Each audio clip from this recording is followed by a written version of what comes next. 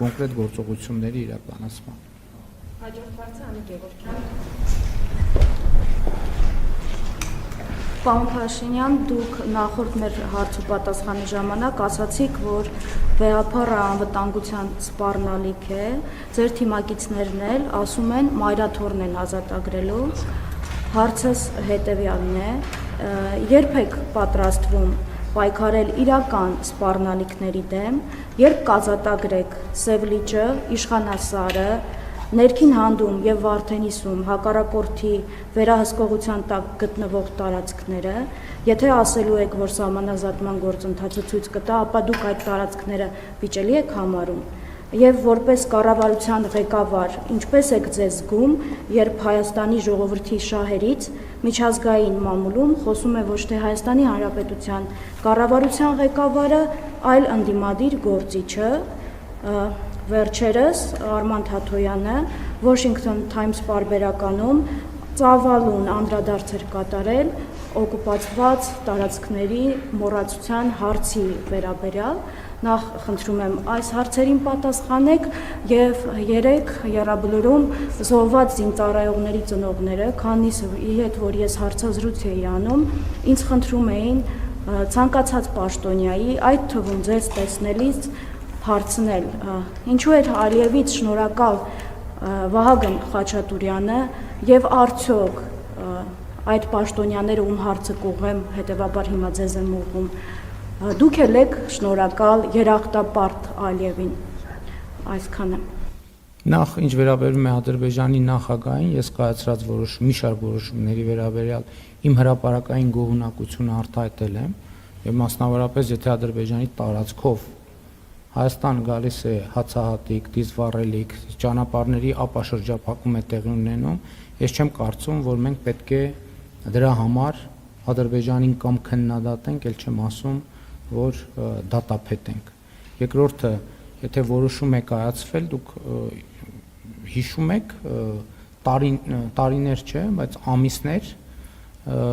ամիսներ Հայաստանի մամուլը եւ հանրությունը և քաղաքացիական հասարակությունը բարձրաձայնում էր Վագիվ Խաչատրյանի կյանքը սպառնալիքի տակ լինելու մասին, Վիգեն Էուլակչյանի կյանքը սպառնալիքի տակ լինելու մասին, երբեմն խոսքեր գնում նաև մեր մյուս վերադարձած եղբայրների առողջական վիճակի ծանր լինելու մասին, բայց Վագիվ Խաչատրյանի դեպքում հիմա վերադարձել է ծանր վիրահատության ենթարկվել եւ Հայաստանի Հանրությունը ամիսներով մտահոգություն էր արտահայտում, խնդիր էր առաջադրում, հիմա եթե այդ խնդիրը լուծվել է, այսինքն առնվազն պարզ չի, կա դժգոհություն, ես այդ եմ ուզում հասկանամ, որ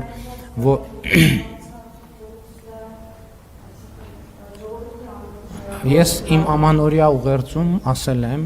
որ այն խոսույթը, որ Ղարաբաղը մերն էր, այլևս մերը չի, այդ խոսույթը, որը ես էլ եմ ունեցել այդ խոսույթը, այդ աշխարհաքաղաքական թակարդում գտնվող խոսույթ է, ճշմարտությունը այն է, որ Հայաստանի Հանրապետությունը մերը չէր եւ այլևս մերն է։ Եվ այդ թեման ես կարծում եմ մենք մեկ ընդմիշտ պետք է փակենք, որովհետեւ մենք Հայաստանը եւ Ադրբեջանը պայմանավորվել են Ալմատայի հռչակագրի հիման վրա ճանաչել միմյանց տարածքային ամբողջականությունը եւ ինքնիշխանությունը,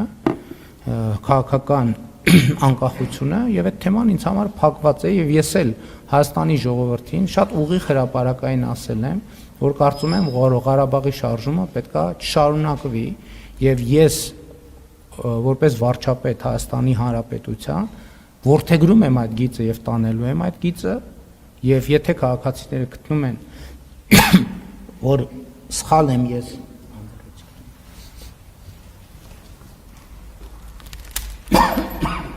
ներողություն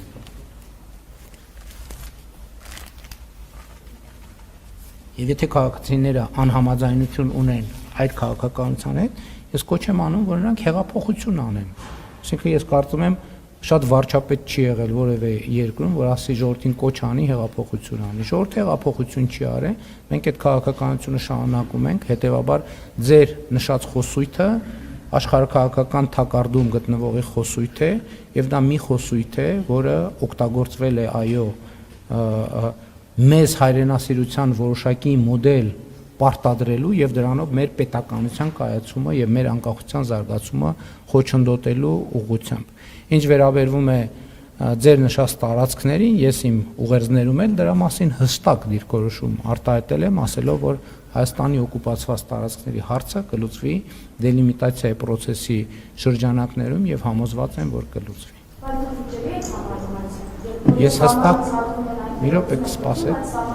Իմ ուղերձը կարդացեք, որպեսզի բանավոր տեքստերը տարընթերցման չի ենթարկվի, այնտեղ հստակ գրված է օկուպացված տարածքներ։